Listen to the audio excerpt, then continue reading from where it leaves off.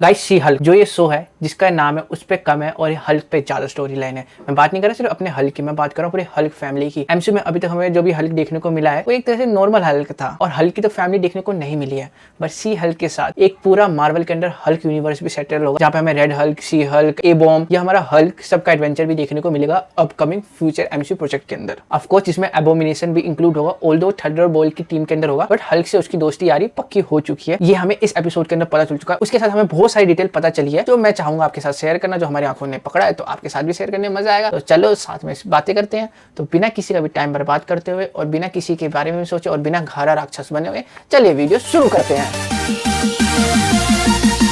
सी Hulk episode 2 start होता है जैसे एक नॉर्मल टिपिकल एक एपिसोड स्टार्ट होता है जो पिछले एपिसोड का थोड़ा रिवाइज करते हैं और इसी के साथ हमें एक बैक स्टोरी सुनाई जाती है कि कैसे जेनिफर लॉ से सी हल्क बन गई सुपर हीरो। बट एक ये शो है बिल्कुल डिफरेंट शो है। एक तरह से आप इसको रियली में मार्वल की मूवी समझ सकते हो जहाँ पे प्रॉपर स्टोरी लाइन है और जो स्टोरी लाइन बिल्डअप करेगा हमारे वर्ल्ड वॉर हल्क पे। मैं कैसे बोल रहा हूँ, इसके अंदर हमें हिंट देखने को मिला था जब हमारी सी हल्क को फोन करती है तो हमें लग रहा होता है पहले वो अपने ऑफिस में बैठा है, बट रियली में वो वही शिप में बैठा रहता है जहाँ पे हमारे इन दोनों को एक्सीडेंट होता है। जिस कार के सामने जो शिप आती है उसी के अंदर बैठा रहता है और जैसे ये फोन पे बात करता है उसी के बाद वो शिप जंप करते टाइम जंप जहाँ पे वो फटाक से कार पहुंच जाएगी। वहाँ पे देखने को मिलेगा जो भी हल्क ने कांड करा है और जो हमारा बेटा है स्कार, वो सारी स्टोरी लाइन देखने को मिलेगी जो वर्ल्ड वॉर हल्क की तरफ इंटीग्रेट कर रही है और वो फ्यूचर की एमसीयू की स्टोरी लाइन होने वाली एक अच्छी स्टोरी लाइन होगी। बट ये एपिसोड में बहुत कुछ हुआ है जो हम आपसे शेयर कर रहे हैं। उसी के साथ इस एपिसोड में फाइनली हमारे सी हल्क को नाम मिल चुका है जो उसका सी हल्क है, ऑल्दो उसने खुद से नाम डिसाइड नहीं करा।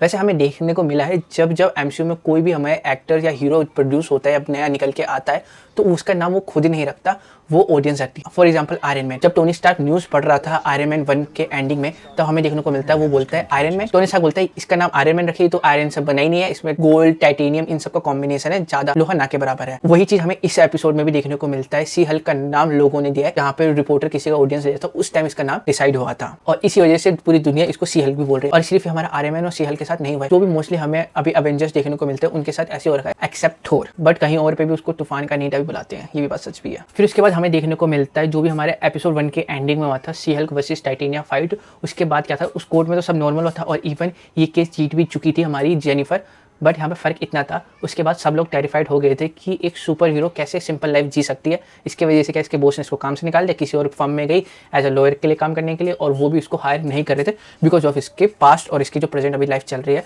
As a She-Hulk. But ये बात सच भी है, रियल लाइफ में सुपर हीरो को अपनाना भी थोड़ा डिफिकल्ट है बिकॉज हम सोचते हैं कि उसके पास ज़्यादा पावर है, एक तो सुपीरियर और उसके नीचे लेवल वाली बात आ जाती है। उसी के साथ अगर उसको कोई बात बुरी लग गई हम तो पहले जाएंगे आराम से, इसका भी डर रहता है। इसीलिए हम देखते हैं उसका बॉस जब उसको फायर कर रहा होता है तो उसकी आंख में एक डर रहता है कि ये अब सुपर हीरो बन चुकी है, उसको ना डांट सकते और वो अपनी मन मर्जी का करने लग जाएगी, इसीलिए उसने निकाला था। ऑल्दो जो निकालने का रीजन ज़्यादा नहीं था कि इसने भलाई करी थी और इसको भलाई की जगह सजा मिला था, इसको भी रियलाइज हो गया था। बट देखा जाए इसकी दोस्त ने इसको पंप करा कि तू जा लड़ और बच्चा, के बाद जो भी हुआ इसी का गलत हुआ। तो बच्चों से क्या सीख मिलती है, इससे सीख सिर्फ ये मिलती है किसी के भी फट्टे में हाथ नहीं डालना चाहिए। तो फिर इसकी जॉब चली जाती है, परेशान रहती है और उसके बाद इसके घर से इनवाइट आता है डिनर पर कि आओ फैमिली डिनर है जहाँ पे बहुत सारे फैमिली लोग इकट्ठा होंगे। मुझे ऐसा लगा था इसके अंदर ब्रूस बैनर भी आएगा, ऑल्दो वो नहीं आया था, हमारी सिर्फ सी हल्क वहाँ पे थी और उसकी फैमिली मेंबर मॉम डैड। तब वहाँ पे देखने को मिलता है सब ऐसा फनी वे में ट्रीट करते हैं, जो मार्वल की आदत है फनी वे में किसी भी चीज़ को लेना, उसके बाद चलो अच्छा है। बट वहाँ पे डाइनिंग टेबल पे उसका डैड एक बहुत ज़्यादा इंपॉर्टेंट क्वेश्चन पूछते हैं जो मेरे भी दिमाग में एक बार चल रहा था कि होगा किसी भी फाइटिंग सीन में जब एरो शूट करके विलन को मारता है या कुछ भी करता है तो वो दोबारा जाता है एरो उठाने के लिए। ये लिटरली बहुत अच्छा क्वेश्चन है बट इसका आंसर अनएक्सपेक्टेडली अभी तो नहीं है, बट अब पड़ जाएगी जरूरत। अब वो जाके उठाएगा बिकॉज पहले क्या था आयरन मैन उसका खर्च उठाता था, बट अभी के केस में क्या शील्ड रहा नहीं और उसी के साथ आयरन मैन भी नहीं रहा तो इसका खर्च उठाने वाला कोई है नहीं। तो अब इसको क्या बाल मजदूरी करनी पड़ेगी जहाँ पे अपने बच्चों को भेजेगा, खुद एरो शूट करेगा और बोलेगा जाकर लेके आओ। पर पहले क्या होता था ये उठाता नहीं था, ऑल्दो कॉमिक्स में भी ऐसा होता था जो ये एरो शूट करता था उधर जाता था लगता था और फिर ऑटोमेटिकली अपना सेल्फ डिस्ट्रक्शन होकर मतलब एरो खत्म हो जाता था। बट मार्वल के अंदर ऐसा तो होगा नहीं, बट ये होगा कि वो एरो को यूज का नहीं होगा एक बार इस्तेमाल करने के बाद और बैटन का इतना टाइम कहाँ है भागते और लड़ाई के अंदर कि वो जाके दोबारा उठाए। बट अभी उसको करना पड़ेगा, भाई पैसा हर कुछ सिखा देता है, ये भी सिखा देगा। बट जो यहाँ पे इंटरेस्टिंग सीन देखने को मिली है वॉलपेपर ऑफ जेनिफर, उसके वॉलपेपर में कुछ और नहीं कैप्टन अमेरिका की एस होती है, लिटरली उसका सर भी नहीं सीधा एस। मार्वल इस जोक को इतना ज़्यादा आगे लेके जा चुका है ना कि लग रहा है जो टोनी स्टार्क ने बस एक जो बनाया था ना ऐसे करके, मार्वल उसको पूरा यूज़ करेगा एमसीयू के अंदर। जब भी हमारी कैप्टन अमेरिका की बात होती है उसकी ऐस की बात ना हो, ये इम्पॉसिबल है। और वही चीज़ हमें इधर देखने को मिल रहा है। इनडायरेक्टली कैप्टन अमेरिका को यहाँ पे फन निकाला गया है। बट इंटरेस्टिंग बात है, जो टोनी स्टार्क ने कैप्टन अमेरिका को बोला था, उसको मुखबरी किसने फैलाई पूरी दुनिया में? मुखबरी मतलब किसने जाके पूरी दुनिया को ये ढिंडोरा पीटा है कि कैप्टन अमेरिका की एस ब्यूटीफुल है, कि ये सुपर हीरो कोई और नहीं हमारा पैंटमैन है। वो जाके इंटरव्यू में हर एक डिटेल शेयर करता है, फनी से फनी और इंपॉर्टेंट से इंपॉर्टेंट। और इसी की वजह से पूरी दुनिया को पता है कि अवेंजर के फाइटिंग सीन में या एंड गेम में, इन्फिनिटी वॉर में टोटली क्या चीज हुई है। फिर उसके बाद हमारी जेनिफर एक बार में दुखी थी कि उसका जॉब भी नहीं और कोई उसको जॉब में रख नहीं रहा, इसलिए नहीं कि वो काबिल है, उसने कोई मिस्टेक करी, इसलिए उसने सी हल्क की पावर यूज करी पब्लिक के सामने, जो पब्लिक थोड़ी सी डर गई सी गई है। बट यहाँ पे इंटरेस्टिंग चीज ये है, एक बंदा आता है हॉलीडन हॉलवे, वो जेनिफर को जॉब ऑफर करता है एज अ लॉयर, जिसको उसको केस लड़ना पड़ेगा। फिर उसके बाद में पता चलता है इसने हायर इसलिए नहीं करा कि इसकी काबिल, इसने हायर करा कि सुपर हीरो प्लस इसको लो की भी जानकारी है, उसी के साथ इसको एबोमिनेशन का केस लड़वाना था, जहाँ पे पब्लिक के नजरों में पहले इनोसेंट साबित करेगा, फिर उसके बाद एक थंडरबोल्ट की टीम बनाएगा जहाँ पे इसको उसके अंदर भर्ती कर देगा। और वही चीज हमारी सी हल्क इस पूरे एडवेंचर में करेगी अपने फर्स्ट सीजन के अंदर। ऑल्दो ये केस सिंपल सा तो बिल्कुल होने वाला नहीं है। हमें इस एपिसोड के एंड में ये समझ आ गया है कि जो हमारी एक फुटेज थी जो हमने देखी थी सेंची के अंदर, वोंग वर्सेस एबोमिनेशन, वो पब्लिकली लीक हो चुकी है। और वो भी लीक किसी ने करी होगी, ये इसी के हेडक्वार्टर वाले ने करी। उसके हेडक्वार्टर का नाम है GLK&H। सो इसका कुछ इंपॉर्टेंस होगा, बट गूगल पे ज्यादा कुछ मिला नहीं है इसके बारे में। और जो लास्ट में ट्विस्ट देखने को मिला है एबोमिनेशन की जो वीडियो लीक हो जाती है, वो भी अच्छा ही है, बिकॉज हमें एक प्रॉपर एडवेंचर देखने को मिलेगा सी हल्क की, उसका प्रॉब्लम आएगी और वो प्रॉब्लम से कैसे फेस करती है या उसको कैसे टैकल करती है। बिकॉज यही तो एक स्टोरी को अच्छी बनाता है, प्रॉब्लम के साथ वो अपना बेस्ट हीरो की कैपेबिलिटी दिखाएगा हमें। देखो सीजीआई तो थोड़ी बहुत लो हमें उसको दोबारा देखने को मिली, पर वो इस एपिसोड पे फर्क बिल्कुल नहीं डाली है।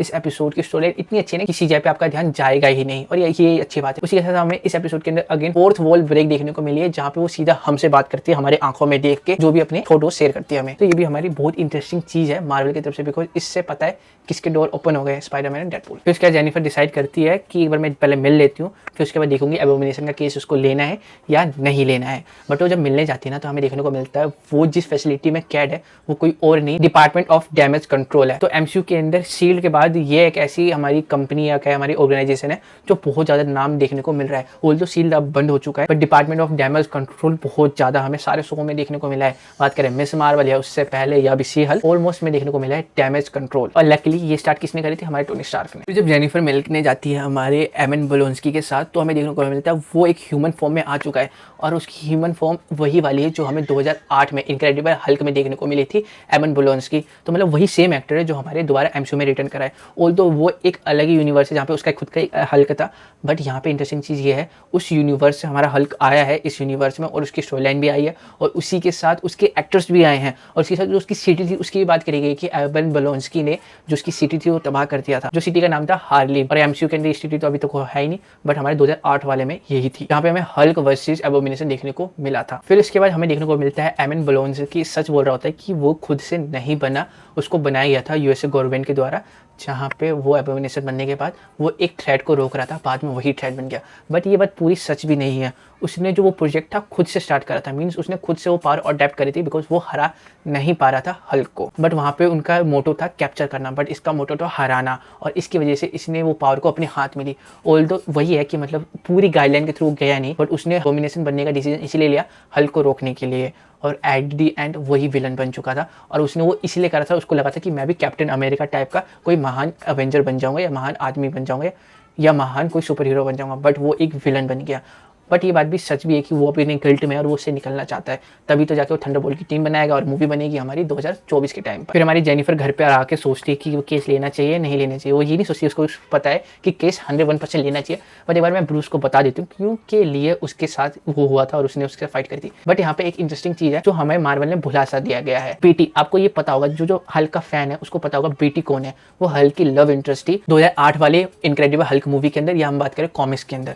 बट एमसीयू के अंदर बीटी का कहीं पे भी नामो निशान है ही नहीं। बट अब क्या होगा, अपकमिंग फ्यूचर के अंदर बेटी भी इंट्रोड्यूस करेंगे एमसीयू वाले, बिकॉज हमारी नताशा चली गई है और कोई तो हल्क को चाहिए होगा लोरी सुनाने के लिए, और इधर ही हमारी एंट्री होगी बेटी की। मैं आपकी बेटी की बात बिल्कुल नहीं कर रहा, मैं बात कर रहा हूँ एमसीयू के अंदर कैरेक्टर है बेटी की। जब और उसी के साथ हमारी जब जेनिफर फोन करती है हमारे ब्रूस को, तब वो बोलती है कि मैं एबोमिनेशन का केस लड़ने जा रही हूँ जिसने तेरे से फाइट करा था। बट हल्क भी बताते हैं कि उसके पास इसका पहले ही लेटर आ चुका है जहाँ पे उसने सॉरी मांगा है, और ब्रूस को ये पता है कि वो हल्क से लड़ा था ना कि मेरे से। ऑल्दो अभी मैं हल्क की बॉडी में हूँ, बट वो हल्क से लड़ा था, और वो भी लड़ा भी था इसलिए हल्क में भी अकल थी नहीं, और हमारा एमन ब्लोन्स्की भी एबोमिनेशन बनने का अकल खो चुका था। बट इधर ही जब हमारा ब्रूस बैनर बात कर रहा होता है, हमें लगता है वो लैब में है, कुछ काम कर रहा होगा, फ़ोन आया उठाया होगा।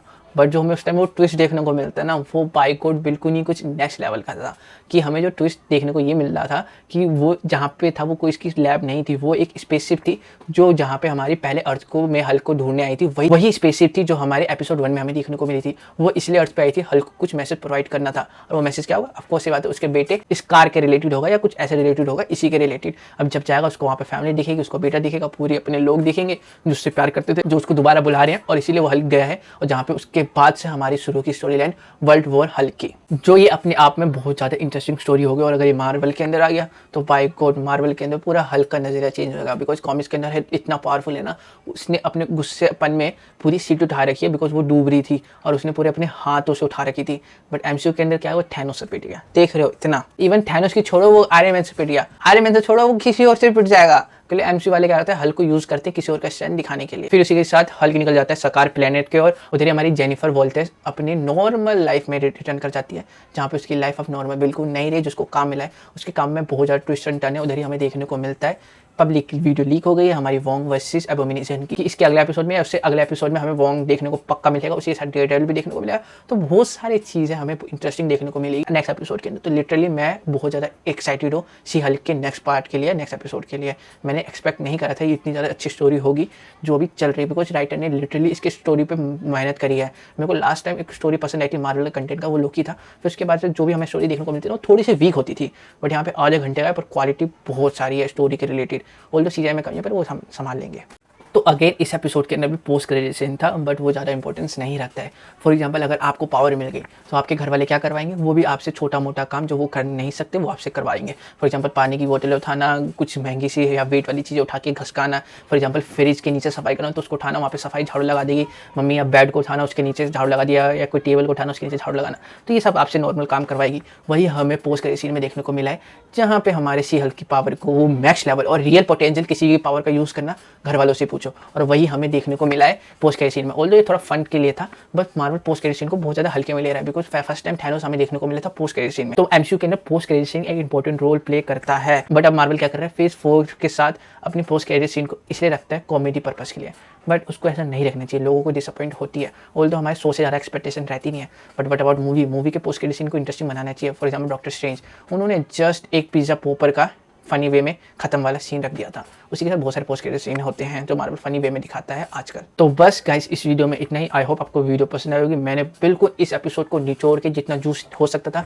मैंने सारा कलेक्ट करा, और मैंने सीधा बिना कुछ रुके आपको बताया। ऑल्दो ये वीडियो थोड़ी सी लेट है ड्यू टू पहले तो माइक में कुछ इशू हो गया था, उसको मैं देखा, फिर उसके बाद जैसे ठीक हुआ मैं फटाफट वीडियो शूट करने के लिए बैठ गया। ऑल्दो मेरे ओदर्स भी काम है, उसके साथ एग्जाम भी चल रहे हैं, तो सब कुछ एक साथ लेना बहुत ज़्यादा हेडेक की दिक्कत होती है। उसी के साथ मेरी अपनी नींद भी पूरी करना बहुत मुश्किल हो जाता है, तो काम रहता है, करना तो जरूरी है। उसी के साथ ऑल्दो आपको वीडियो रेगुलर फॉर्म में नहीं मिल रही होगी, बट 3 डायरी के बाद आपकी वीडियो रेगुलर फॉर्म में पक्का 101% मैं आपको जवान देता हूँ, पक्का मिलेगी। Although like share subscribe comment करते रहना, थोड़ा मोटिवेशन बना रहता है इतने मुश्किल हालात में भी। अगर आपको वीडियो बनाते थोड़े से लाइक आ जाते तो और व्यूज़ आ जाते तो अच्छा लगता है। तो दोस्तों बस इस वीडियो में इतना ही, कल मिलते हैं हम आपके साथ एक नई वीडियो के साथ, एक नए सुपर एक नए दिन के साथ। जय हिंद।